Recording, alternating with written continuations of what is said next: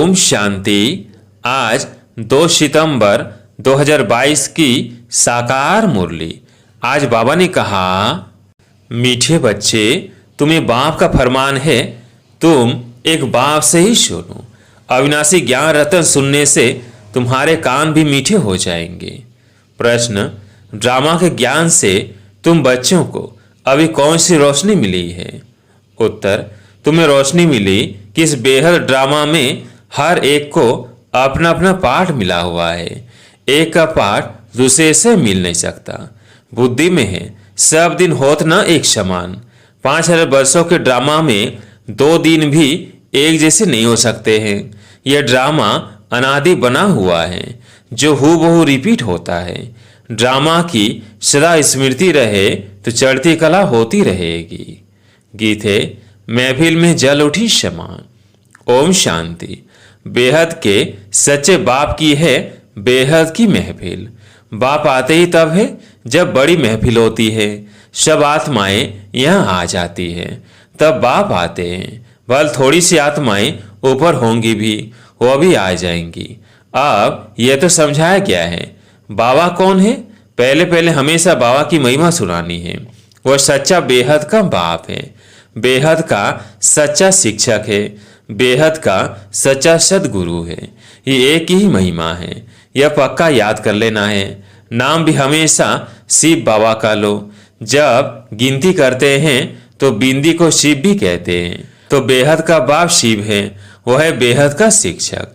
हमको सृष्टि के आदि मध्य अंत तीनों कालों की समझाने देते हैं। हिस्ट्री और ज्योग्राफी होती है ना। सतयुग में कौन राज्य करते थे, कितने इलाके पर करते थे? तुम कहेंगे कि सतयुग में देवी देवताएं सारे विश्व पर राज्य करते थे। दिखलाया जाता है ना, कौन कौन कहाँ कहाँ राज्य करते थे। जैसे बड़ौदा वाले बड़ौदा पर राज्य करेंगे, यहाँ तो टुकड़े टुकड़े हैं। वह ऐसे नहीं है, वहीं सारे विश्व के मालिक और कोई धर्म नहीं होता। बाकी राजाएं क्यों नहीं होते? हर एक को अपना वर्षा मिलेगा। पहली पहली मुख्य बात है ऊंचे तो ऊंचा शिव बाबा, जो सच्चा बेहद का बाप, बेहद की शिक्षा देने वाला है, जो सृष्टि के आदि मध्य अंत की नॉलेज समझाकर त्रिकालदर्शी बनाते हैं। दुनिया में त्रिकालदर्शी कोई मनुष्य नहीं जो रचता और रचना के आदि मध्य अंत को जानता हो। वो बेहद का सदगुरु है। सबको साथ ले जाने वाला पंडा भी है। वह सब है जिस्मानी पंडे और यह है रूहानी। गीत में भी सुना, चारों धामों का जन्म जन्मांतर चक्कर लगाया। तीर्थ कोई कहाँ कोई कहाँ, चारों तरफ है ना। चारों तरफ के चक्र लगाए, फिर भी भक्त लोग भगवान से मिल ना सके। भगवान आते ही इस समय उनको पतित पावन कहा जाता है। कलयुग को सतयुग बनाने हमारा बाबा भारत में आते हैं। भारतवासियों को फिर से हीरे जैसा स्वर का मालिक बनाते हैं। ऐसे बाप को न जानने कारण साधु संत आदि परमात्मा को सर्वव्यापी कह देते हैं। तुम बच्चे कहते हो बाप ने ब्रह्मा के मुख द्वारा हमको अपना बनाया है, हम ईश्वर के कुटुंब के ठहरे। तुम हो शिव वंशी, फिर बनते हो ब्रह्म कुमार कुमारी। इनको कहा जाता है अविनाशी संतान। आत्मा भी अविनाशी, बाप भी अविनाशी। आत्मा एक शरीर छोड़ दूसरा लेती है। देवी देवता जो शतो प्रधान थे वही शतो रजो तमो में आए हैं। विकारों की खाद पड़ने से फिर तमो प्रधान बन जाते हैं। खाद पड़ती है आत्मा में। ऐसे नहीं कि आत्मा निर्लेप है। आत्मा ही पुण्य आत्मा और पाप आत्मा बनती है। बोलो, हम जो आपको सुनाते हैं वही सुनो। हमको और किसका सुनना नहीं है।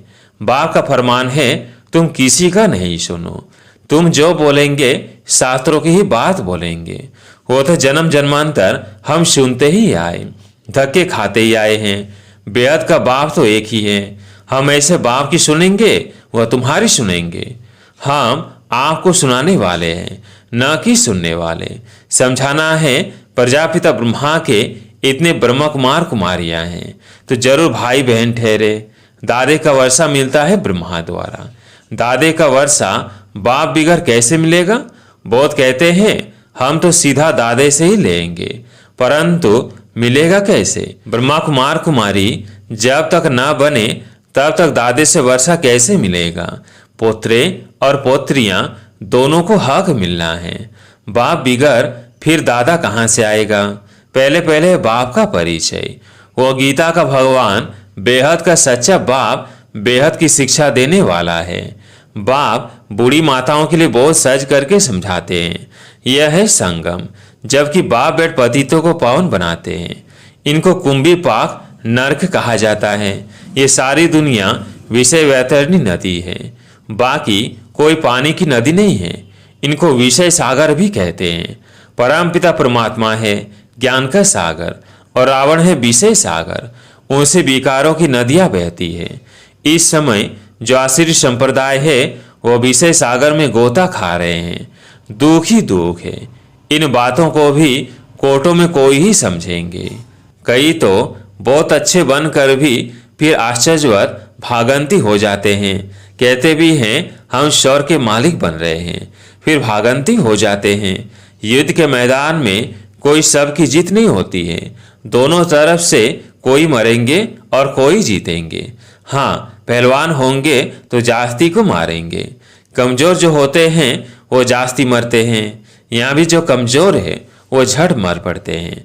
यहाँ तुम्हारी है ये रावण से लड़ाई। काम से हराया तो बहुत बड़ी चोट लग पड़ती है। बॉक्सिंग होती है ना, कोई तो बेहोश हो जाते हैं, फिर आवाज करते हैं, कोई फिर खड़े हो जाते हैं।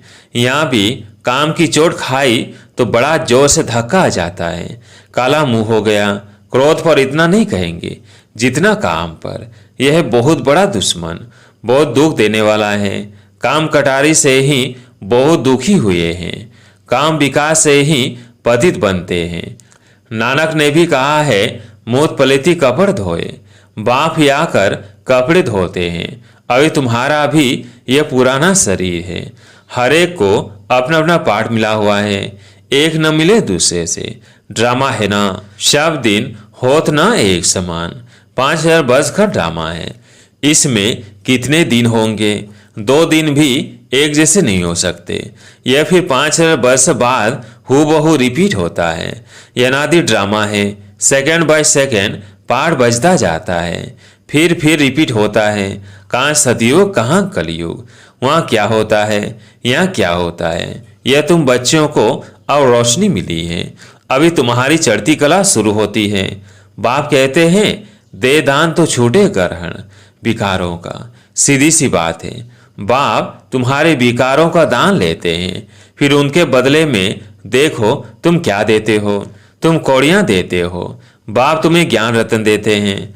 बाप को कहा भी जाता है रत्नागर सौदागर। बाप का भी पाठ है। आत्मा कितनी छोटी है, उसमें कितनी ताकत है, कितना ज्ञान है। यह ज्ञान देने की भी ड्रामा में नोंद है। अविनाशी, फिर कल्प बाद यही ज्ञान देंगे। यह ड्रामा कब विनाश होने वाला नहीं है।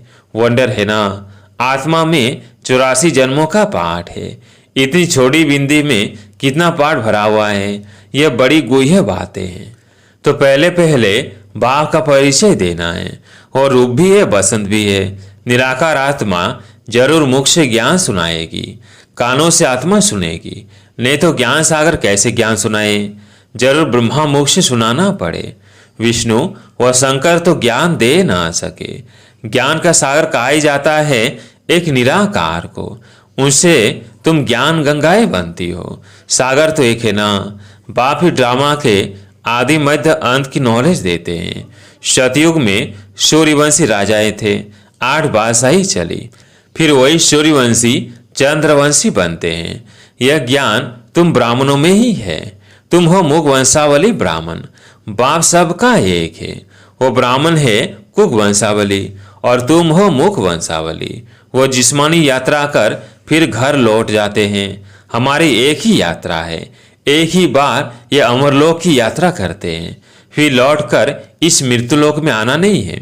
अमरलोक स्वर्ग को कहा जाता है। वहाँ कोई यात्रा होती नहीं, वहाँ भक्ति ही नहीं। यह है ब्रह्मा की रात, जिसमें भक्ति के धक्के हैं। चारों तरफ फेरे लगाए परंतु हरदम दूर रहे। स्वर्ग का मालिक बनाने वाला बाप नहीं मिला। तुम पुकारते हो हे पतित पावन आओ, आकर पावन बनाओ। फिर तुम गंगा स्नान करने क्यों जाते हो? वो तुम्हें पावन कैसे बनाएंगी? अगर गंगा से पावन हो सकते तो पतित पावन को क्यों बुलाते हो? कितने लाखों आदमी जाते हैं गंगा स्नान करने। पतित पावन सर्व का सदगति दाता एक है, बाकी है भक्ति के धक्के। तो युक्ति से प्रश्न पूछना चाहिए तो समझेंगे ये तो बड़े कायदे से पूछते हैं, जबकि एक पतित पावन को बुलाते हैं तो फिर अनेकों के पास धक्के क्यों खाते हैं? बाप कहते हैं मैं आता ही हूं तुमको पावन बनाकर स्वर्ग का मालिक बनाने। तो अंदर में बहुत खुशी होनी चाहिए। बाबा हमको पावन बनाकर स्वर्ग का वर्षा दे रहे हैं। लक्ष्मी नारायण बरोबर स्वर्ग के मालिक थे, उनको बाबा से वर्षा मिला था। तुम यह भी पूछ सकते हो कि जो लक्ष्मी नारायण स्वर्ग के मालिक थे तो जरूर उन्हों की प्रजा भी होगी। सतयुग आदि में तो था ही उन्हों का राज्य, अभी तो संगम पर बैठे हो। यहाँ तो प्रजा का प्रजा पर राज्य है, विनाश भी सामने खड़ा है। कल्प कल्प के संगम युगे बाप आते हैं, बाप ही आकर सहज राजयोग सिखलाते हैं। तुम जीवन मुक्ति पाते हो, बाकी सब मुक्ति में जाएंगे। भारत सुखधाम था ना, अब तो दुखधाम है। देवी देवता धर्म तो है नहीं, फिर स्थापना होनी है।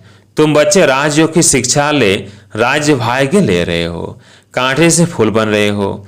यहाँ तो सब कांटे हैं, एक दो को कांटा लगाते अर्थात काम कटारी चलाते रहते हैं।